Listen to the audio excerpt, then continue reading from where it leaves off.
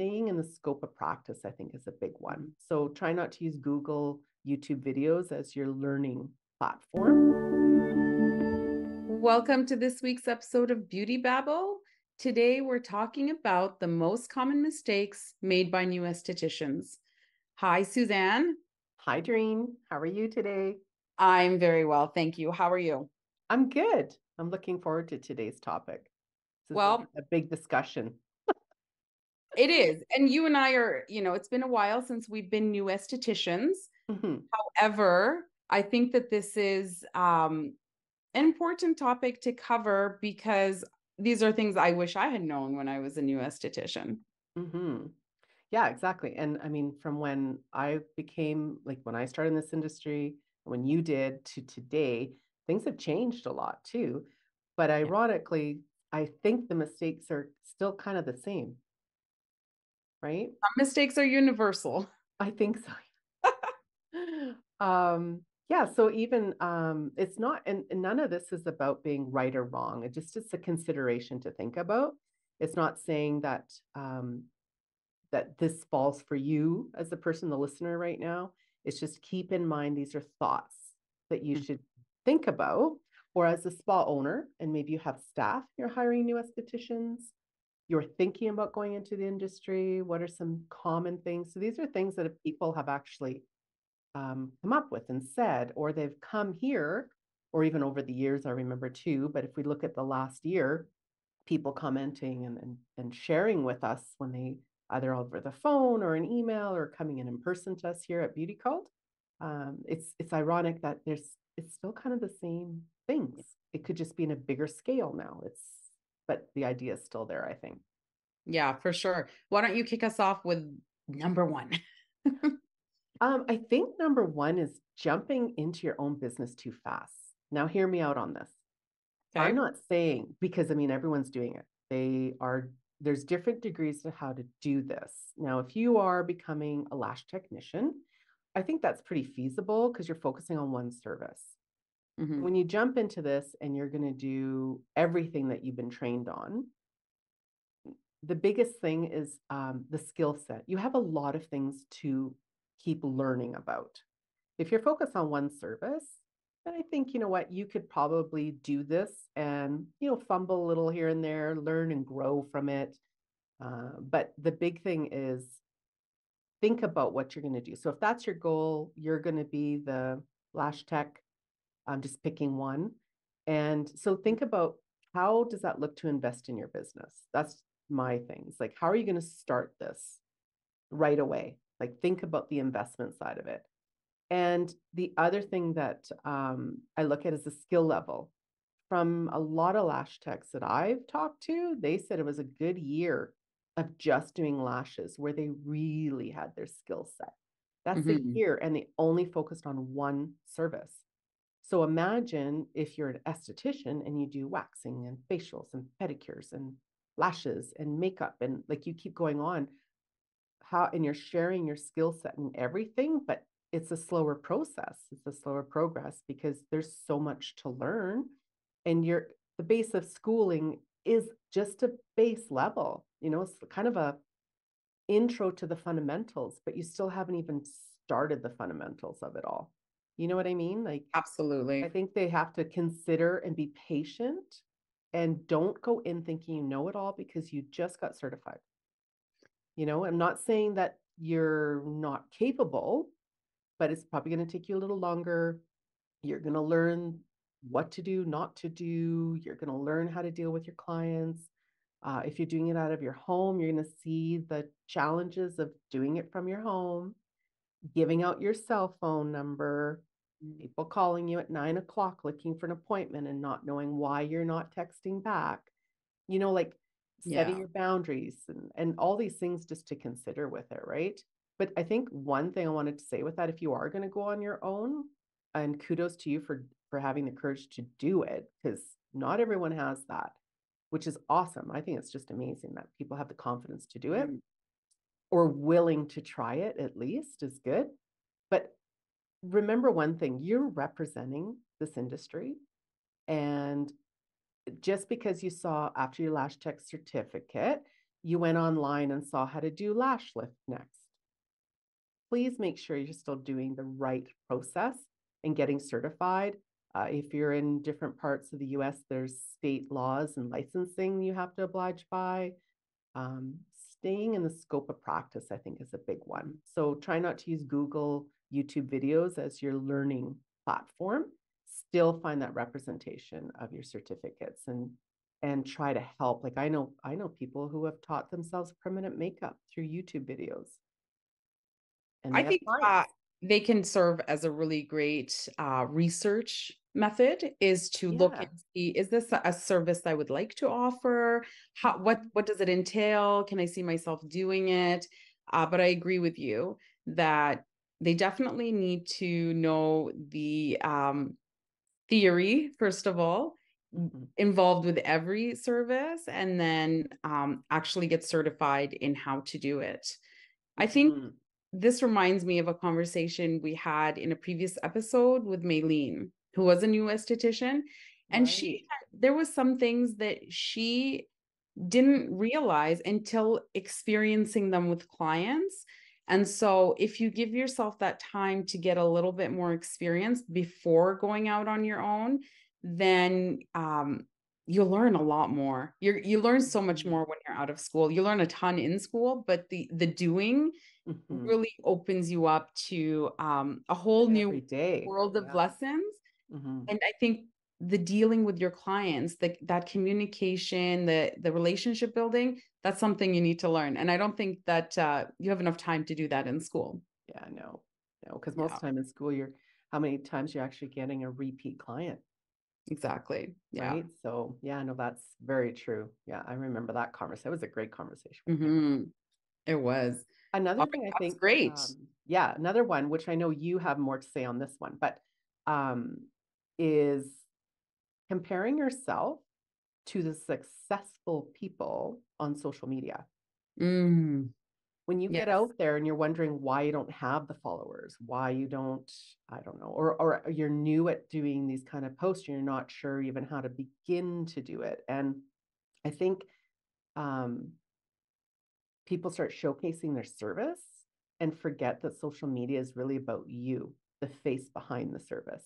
Hmm. And I think that's a big part, which I know we're going to get into some strategies for social media. We talked about doing this on the podcast, which is Yeah. fantastic. And then there's going to be opportunities for people to dive in deeper if they want to really take a Hmm. course and learn from it, which is awesome. But I think if they, like, everyone had to start somewhere. So instead of looking at the person who's got, 50,000 followers already, what if you could go back into their, years ago? How many years have they been doing this already? And at this Absolutely. point, are they really doing their own social media? Yeah.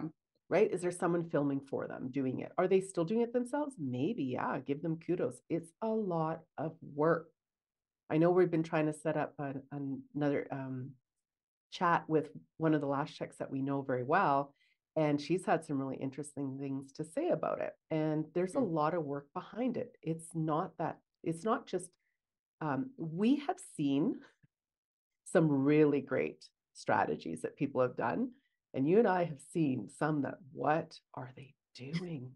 It's Yes. just, if you're new to doing this on a business strategy wise, I think one is, what's your goal behind it? Like your personalities, be like, honor your personality and who Hmm. you are, I think is another thing. So when you look at personalities, people are quiet or shy, and all of a sudden you're like this other person on social media.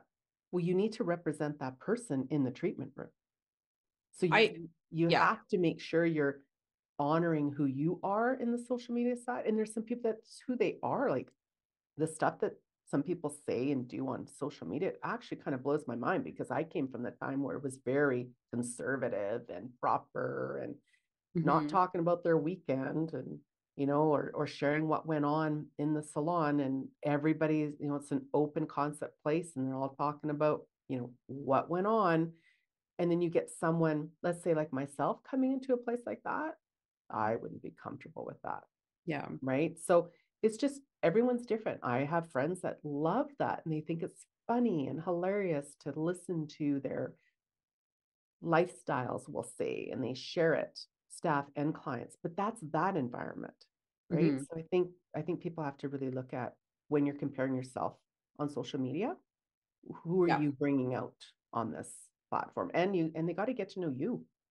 That's what social media is about. It's the stories behind you, right?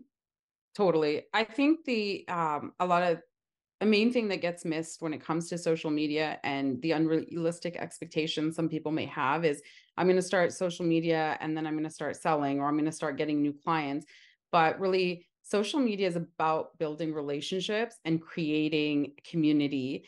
It's a two-way street. So if you're just posting, but you're not engaging, you're not commenting, you're not actually participating in conversations, you're not going to see the return. And every successful person on social, I guarantee you, maybe they don't after a certain point because they've reached a certain level of success.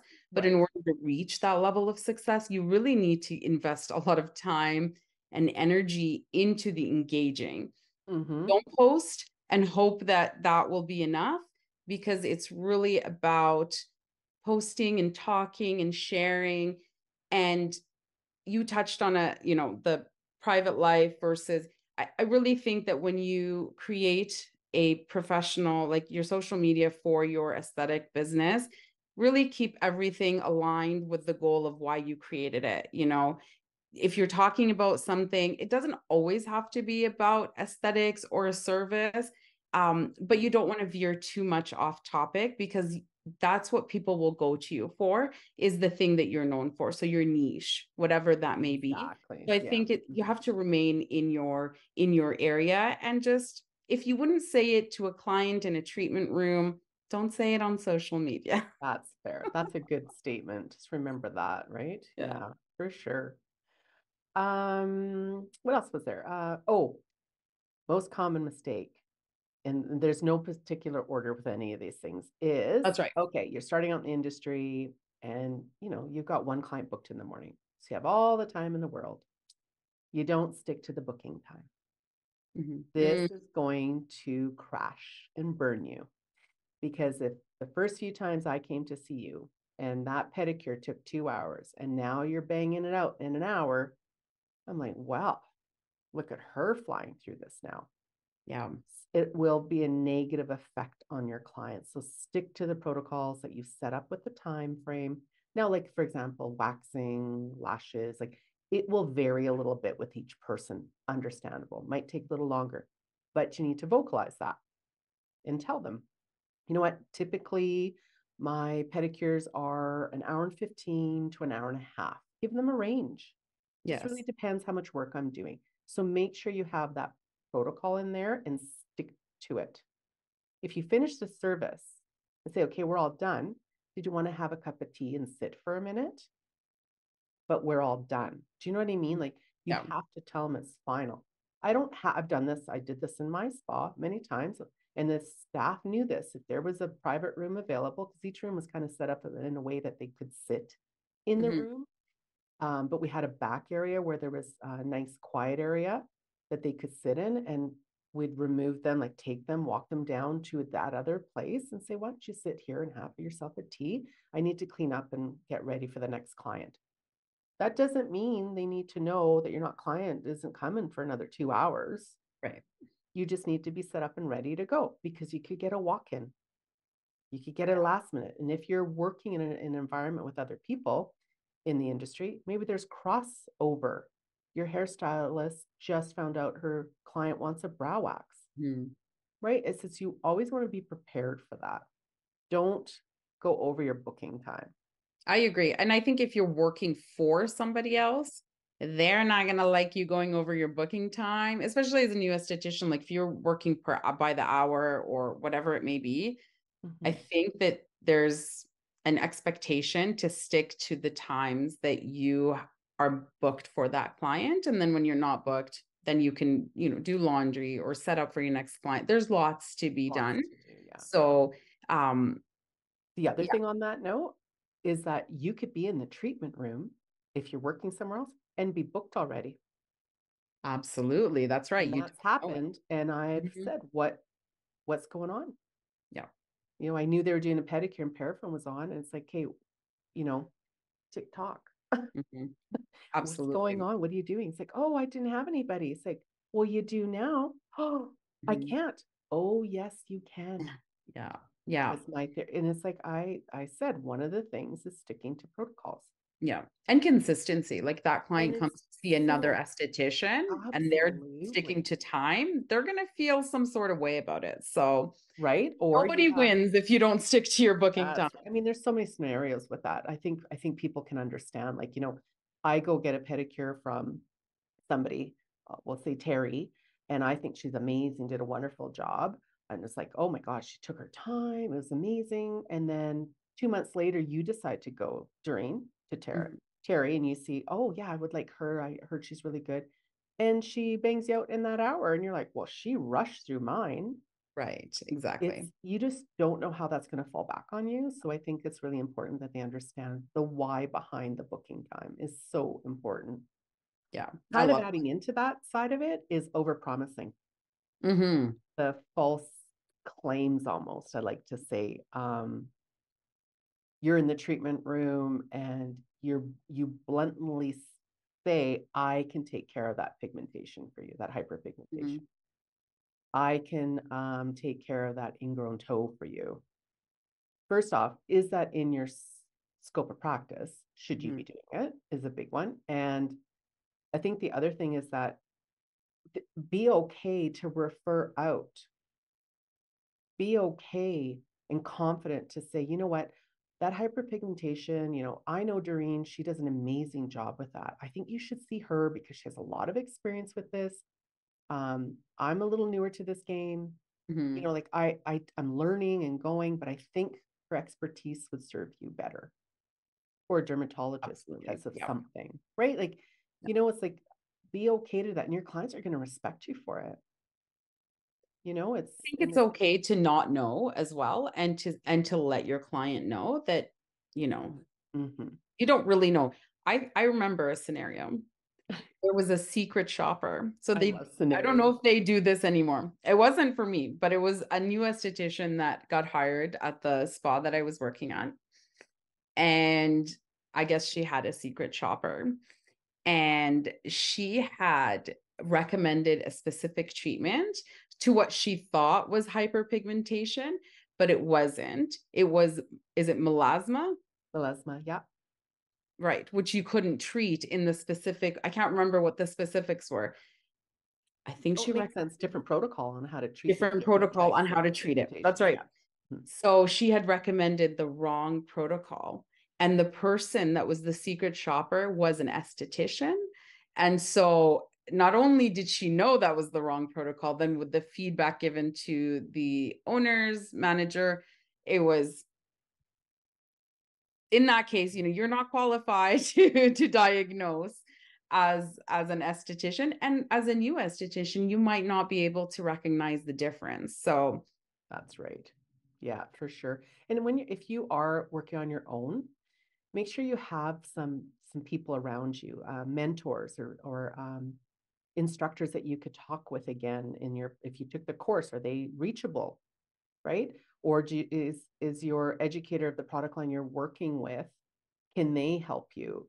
And be okay to say, you know what, let me look into this a bit more because I think we could do this treatment for you, but I need to know, the process and the protocols, and let's set up a game plan. I really want to make sure you have all the tools you need as my client to make that decision yeah, for that's me a to great do the idea. A treatment. game plan versus we can do this. Another a good a thing that you could do as an if you're on your own is to like join a Facebook group for Group, yeah. estheticians in your neighborhood or in your city, sorry, so that you can ask questions of them if you don't have a mentor or Yeah. somebody Well, that you can go to. yeah, even on like, on Instagram, it's completely different than Facebook. I've noticed that. And sometimes the people on Instagram, I know people who became friends just because how they ended up with that back and forth with each other, private messaging. And Right. in most times, this way you could reach out to someone in England if you wanted to, right? Like Um, that has a source of information and been experienced for so long, and ask the question, I saw when you did that ombre brow, like, how do you, first off, how do I learn to do that? What do you suggest I need to do? Or, Yeah. like, what schooling should I do? Or what workshops did you do? Is it feasible for me to be able to do it? And if not, at least you have an idea what you're looking for when you do Mhm. seek out the training, right? So I think that's one thing about going out on your own, is that really think about who are your people, who's your group that you can go back and forth with, right? And Yeah. that's a big one, I think, too. Cool. Yeah. That connects to our first point. Yeah, exactly, right? Um, what else did I have on my list? Oh, yes. Now this I think is a lot of personality based, Hmm. but lack of confidence, or you look like it's lack of confidence because it is your personality, your demeanor, you're quieter, you're a little more shy. Again, you haven't had a chance to build that personality out because you just did a class, you just did a course. Yeah. Like, how are you going to build that out? You haven't had that, what we talked about earlier, that relationship back and forth with your Yep. clients to really build that kind of communication in your own toolbox. So Hmm. when you stand in the mirror, take a look at yourself. Do you stand slouched? Is your head down? Do you look down? Body language is, what do they say, 80 to 20? 80% is body language, 20% is what comes out of your mouth. I I think think so. it's something like that, right? So everything about your body language is big. That Yeah. Hmm. includes eye contact. People find it very uncomfortable to do eye contact when they speak to people, especially Yeah. if they're shy. Yeah. Learn how to do it. You're going to have to learn to speak to your clients when they first walk in, greet them. I still believe in the handshake when you first meet them. I mean, a lot of people are doing fist bumps now. That's okay. That's fine, right? But body language is a big part. Eye contact Hmm. and that greeting each time, be consistent. Uh, don't be all excited the first time you saw them, over the top. And next time, fourth time in, you're like, hey, Doreen, what's that? It's like, Yeah. they really liked you on how you greeted them on that. So set your bar that you can maintain that greeting, I think is a big one too. It has to be Um, authentic too. And I think that once I it's think coming so. from an Yeah. authentic place, Yeah. then it's sometimes I put on a people face, you Right. know, where Oh, especially totally. when you're feeling a little down and you're Yeah. like, oh, so I just You got to put turn a it little on, bit right? more oomph into my tone or whatever. But it's in remembering that you can't do that and not know what your reference point is, because like you said, you're going to be super bubbly one day and then back to your Yeah. normal, more reserved self the next time. It doesn't It the doesn't client's not balance. going to get that, Yeah, exactly.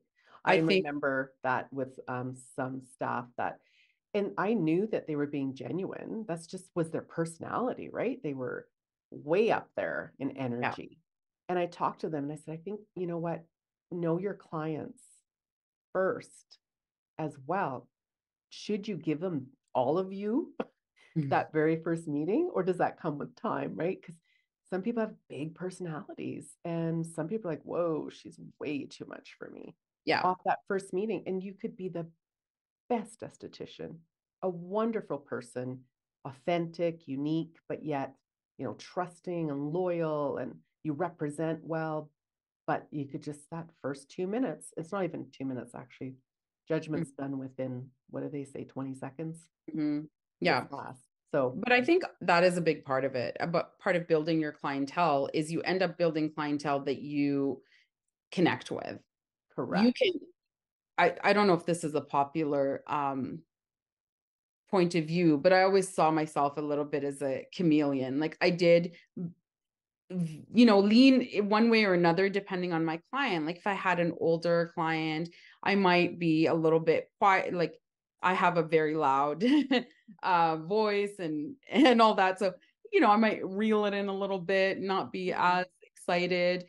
Um, I think if you're looking at it on a spectrum or a scale, I'd go like a little to the left, a little to the right, for sure. depending on the client. I wouldn't veer too much away from who I am, but in a way, when you're in an industry where you deal with people, you have to be malleable in how you approach people, in understanding what's their body language. When I walk up to a client, I'm assessing what are they what do they want? What are they looking for? And I'm going to try Right. to accommodate as much as possible while remaining true to myself, which sometimes it's not possible. And that those are Mhm. the clients where you do your best and you recognize that they probably are going to find somebody else. And Yeah. that's all. Yeah. And that's okay. I loved how you said it's a bit of a chameleon, but that doesn't mean that you've changed your values and who you are. Absolutely. It's Exactly. just like I had a wide range of clientele. I had them from teenagers all the way up to retired great grandmas. Like it was all different types of people. Some of the topics that were discussed with me, I allowed the topic to happen. Do you know what I mean? Like, Yeah. but they knew boundaries because I would hear part of a story, and the next time that client came in to say, I don't know, saw you instead, and then you came, and it's not gossip. It's like we're sharing the same client. It's like, oh my Mhm. God, did you know this and this happened with them? This is what's going on. It's like, oh no, I didn't know that. How do you not know them? Didn't you see them last time? They will share whatever they're going to share with you, but you've set the boundaries without Yeah, realizing maybe, or you don't set the boundaries, right? That's another thing. And how do you set the boundaries? That takes time. That's people skill. exactly. Again, that comes with the experience, right? If Experience. you Yeah. were um, a nurse for many, many years and you got into this industry, well, you maybe already have some people skills that you've Yeah. dealt with lots of different people. So, or we have people who never really worked with people or in a service industry of any sort. This can be new and a little bit standoffish, like you're just like, oh my God, I don't want to know this about them. Yeah. How do you deal with that? I said, oh, and I used to say just ask, oh, don't worry. They probably got the message, long as it wasn't too harsh. And they go, Yeah. what do you mean? I said, well, as long as you weren't overly shocked by what they just said and shared with you, no judgment. But Yeah. if you don't partake in a conversation, then they already know this is probably something that you're not Yeah. really gonna get into with them, right? They're not stupid. No, they're also picking up on what your body language, Yeah, your it's the response. relationship that we mentioned, They're right? It's trying that to figure you out as much as you're trying to figure them out. So exactly, yeah. it is Yeah, a for two-way sure. two-way That's a street. big one, hey? That's a long Yeah. conversation Yeah. because we know what it's like. Um, Absolutely. yeah, and I mean, if you the listener out there, you've run into situations you don't know how to deal with it. Like I said, we've had people, our clients here, we call our spa salon owners, staff, whoever they may be, are clients. So they've reached out and asked questions too. So it's fine. Like find a mentor. That's a big one for all of this. They will have the experience behind them, probably to share some thoughts. It's not the answer all the time, but at least it gives you some ideas of how to make it yours now, right? Exactly. Yeah. And there's just two things I had left on my list. Okay. I'm What not are sure what they? else is coming up in your mind on this one, but um, the proper way to sanitize and sterilize. Oh, okay. Because I don't know when you first come out of schooling, not everyone's like this, but I Hmm. just remember through staffing or people coming here and they're like, yeah, like they're nonchalant about it. We took pride in this, that everybody know, like I know, okay, I didn't have my spa up and running when COVID happened. Hmm. But I know that my clients, other than if they had a compromised immune system, of course not, but anyone else would have no issue coming to my spa because they knew we said it loud and proud. Yeah. Everybody knew what we did. Everybody knew our protocols and standards for cleaning. I said, this is a public facility. Some new people would come in and we would ask them, can you please go wash your hands? And we'd walk them over and they're like, oh, really? I said, yes, we're about to do a manicure. Yeah. Yeah, or their nails, right? Gel nails. Always wash their hands. Hmm. That was just some of the protocols we always had. But most of the time, the clients got used to that and they would just go wash their hands for every service that they came in because they're touching everything, right? Yeah. So I think the basic thing too, now that I've seen, and I've seen this in students, and especially when I taught in the high school, cell phones are right on their carts, right?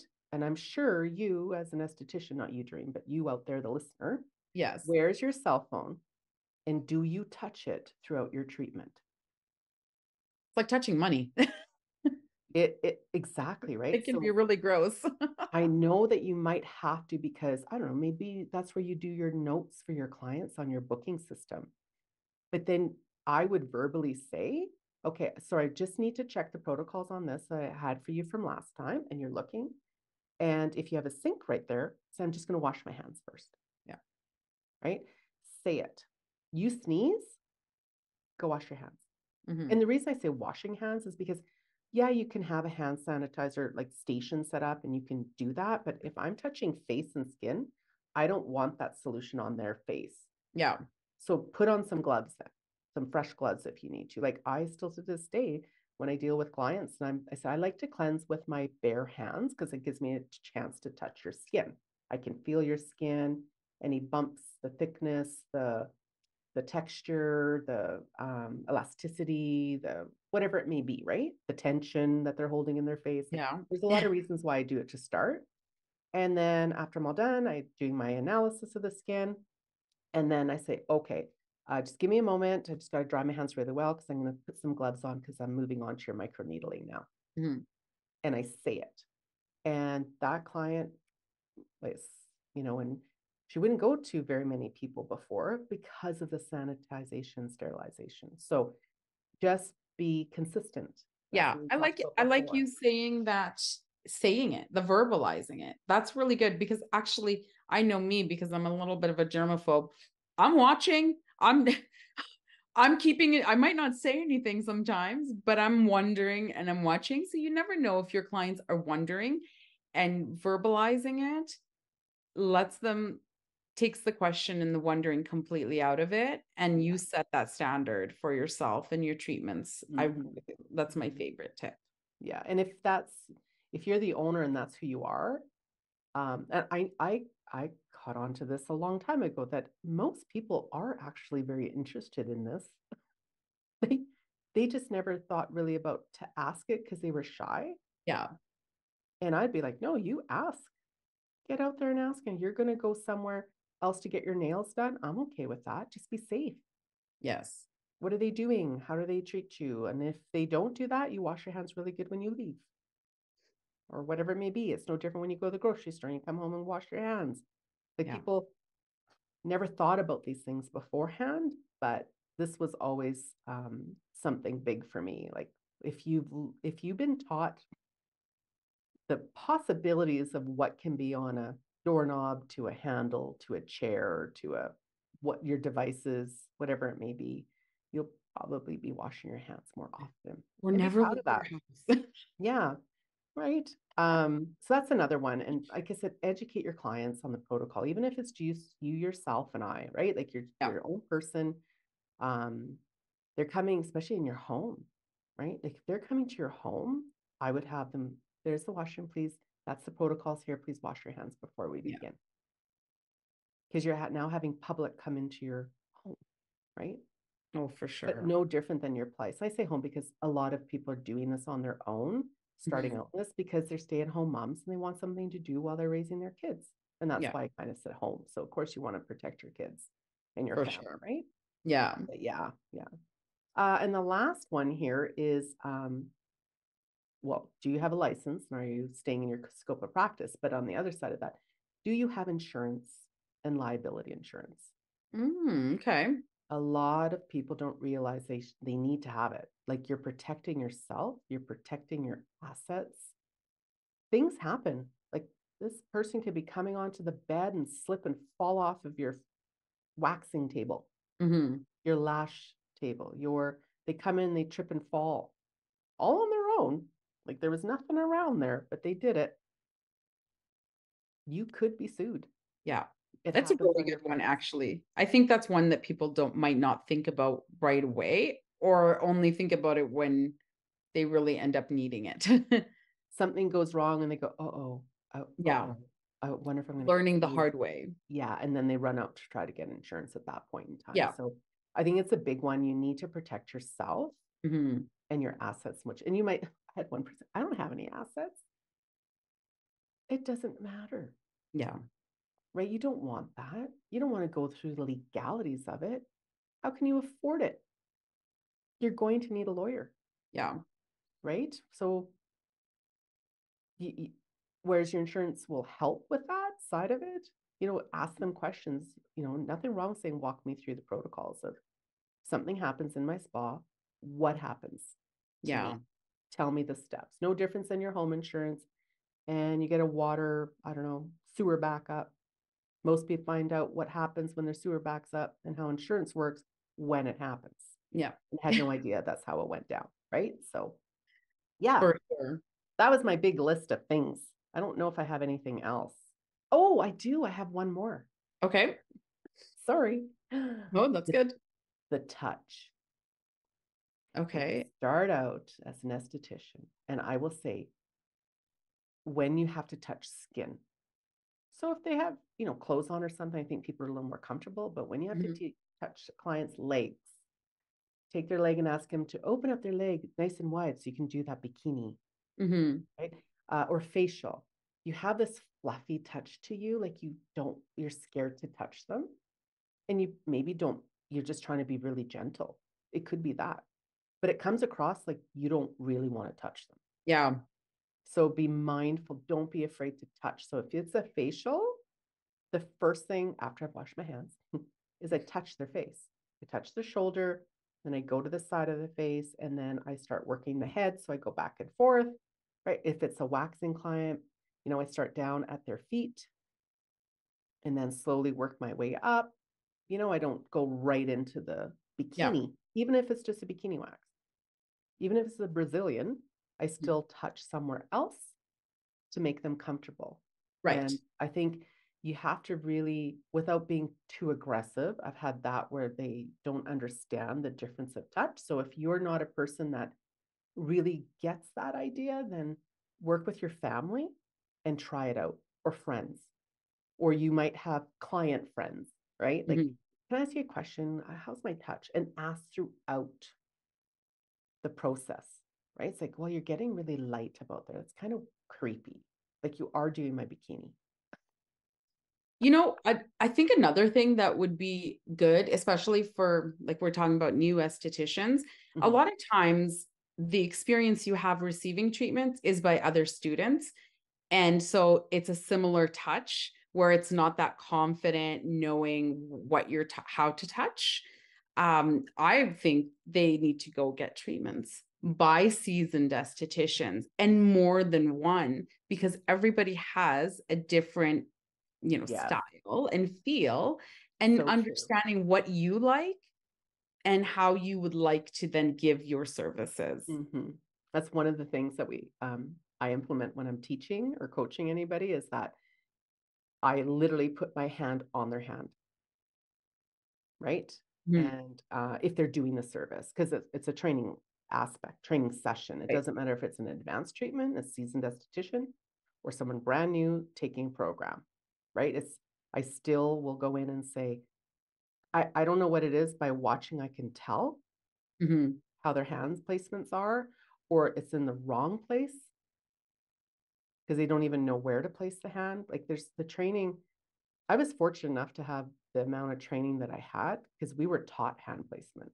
We were taught touch. We were taught like, but I mean that program, when I look at it, that's a year full time. That's 5 days Mhm. a week, 40 hours a week. And we only got, there was no holidays. If it was a stat, we got a day off. That was it. So you imagine a full-time year of doing. So we had a lot of practice and touch. Touch was part of our marking. So that's something because Good, I actually. had that, it Mhm. made sense to me, and I implemented it because I did body treatments too, and that was a big one. So I realized, oh, that's so yeah. It doesn't matter if it's brows, it doesn't matter if it's lashes, makeup, pedicure, touch is Yeah, crucial. But yeah, that's just me. So I do try to bring it in and suggest to people what to that's a do. That's good how one. I see it. Actually, I've had that experience when I've been doing the wax training, especially with the hard wax on the underarms. And I'm always like, you need to put pressure. And then when I'll let somebody do it on somebody else, and then I will do it on the person who did it. And they'll be like, oh, that much pressure. I'm like, yeah, Yes. I didn't hurt you. It actually Mhm. feels more comfortable, but you need to put pressure. And they don't. So I think that Yes. feel is really important. Yeah, the feel is so important, and it takes time to learn it. Yeah. You know, Yeah. it's like the fluffy side of things, but you know, one thing for me is I loved massage. I don't know why, so I really honed in on it, and then Mm. understanding the muscles and the origin surgeons of the muscles, and saying, okay, I have to lighten up here because it's the collarbone. Like, you know, like that's why you need to know the muscles and the Yeah. bones, so you know that. You know, I remember talking about as simple as the nose. Everybody's nose is different. And they're thinking shape. I said, no, the cartilage. Some Hmm. people have very soft cartilage. Some people have very hard cartilage. Some people have a very large opening, some very small. You can't, you're closing their nose when you're Yeah. working and cleansing, or you're working so hard that you push their nose flat down. That's not comfortable. Hmm. So things like that, right? Or working with a skin type that has less elasticity, and that doesn't mean an age because there's genetics, That's true. right? So you really need to pay attention to your touch and what's under your hand when you're doing it. So yeah, Absolutely. Well, yeah, I I had mean, a lot of list. yeah. And I could talk about every point for days, but I think I know. that it's um a good list to kind of put out there, and everything is something to consider. It's to be That's mindful of right. and Mm-hmm. to watch how you're doing it, because sometimes we do something and we're not aware of until it's, brought to our attention. So hopefully this is helpful to Yeah. our listeners, and we're always open for, if you have a good one, let us know. Yes, or share your experiences with this. Like you can, you know, add to the messages below, reach out to us, even on social media if you'd like. However, Absolutely. you want to give us your feedback that maybe there was a point in this conversation that you went, oh gosh, I thought I was doing that, but I'm actually doing this. I've discovered that after the fact. Or, you know, it's like, or you're like, oh yeah, no, I got that check. I'm good with this. Perfect. That's Yeah. wonderful. And this is all this is resource and reminders. And whether you're new or seasoned, these are things to consider all the time. So we're not just picking on the newbies here, but to think about that. Absolutely. Oh, for Sometimes we sure. get complacent and forget, and too comfortable maybe, and forget That's how another can of worms. that's another topic. Totally another topic. Maybe we could get someone in for that. Any volunteers? Let us Let us know. know. Yeah. Would love to have you guys on. So if you do have a topic you'd love to discuss or feel that, like we always said, it's open, let us know. We'll fit you into the schedule somehow. So yeah. Absolutely. And there's the email is usually in the description, and you can find us on social as well. Hmm. Awesome. Fantastic. Yeah, it was All great right. chatting Well, today. it was great. Thank you so much. And thanks to our listeners. We'll be back next week with another episode of Beauty Babble. Thanks for listening to Beauty Babble.